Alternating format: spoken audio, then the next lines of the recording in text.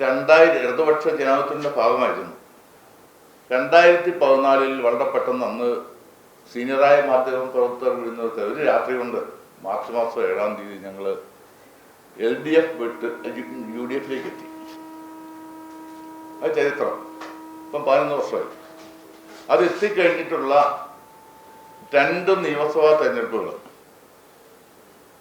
3 തദ്ദേശ തെരഞ്ഞെടുപ്പുകളിൽ ഈ പാർട്ടി വട്ടപൂജ്യമായി. കേരളത്തിൽ 2020 പിന്നിലാണ് തദ്ദേശ തെരഞ്ഞെടുപ്പിൽ ഇലക്ഷൻ കമ്മീഷൻ പുറത്തുവിട്ട കണക്കുകൾ കണ്ടത്. ഇതിലേക്ക് എത്തിയത് ജനങ്ങൾക്കൊരു സങ്കല്പമുണ്ട്. ജനങ്ങളുടെ സങ്കല്പം ആര് എങ്ങനെ ആവണമെന്ന സങ്കല്പം. ഇടതു പാർട്ടി ഇടതുപക്ഷത്ത് തന്നെ നിൽക്കണം എന്നുള്ള സങ്കല്പത്തിൽ വിരുദ്ധമാവുമ്പോൾ അത് ഉൾക്കൊള്ളാൻ ജനങ്ങൾ തയ്യാറാവുന്നില്ല എന്നതിൻ്റെ സൂചനയാണത്. നമ്മൾ നാടൻ പ്രയോഗത്തിൽ പറയും മോരും മുതിരയും പോലെ ചേരാതിരിക്കുന്ന അവസ്ഥ.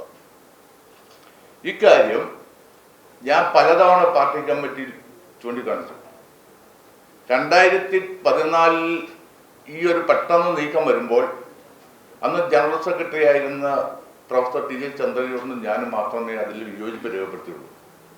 പക്ഷെ ഒരു പാർട്ടി എന്ന രൂപത്തിൽ വിയോജിപ്പുകൾ ഉണ്ടെങ്കിലും ഭൂരിപക്ഷ തീരുമാനത്തിന് വിധേയമാകുക എന്നുള്ള ഒരു ഇതിൻ്റെ അടിസ്ഥാനത്തിൽ പാർട്ടിയെ തിരുത്തിക്കാവുന്ന വിശ്വാസത്തിലാണ് നിങ്ങൾ ആ നിലയിലേക്ക് പോയത്.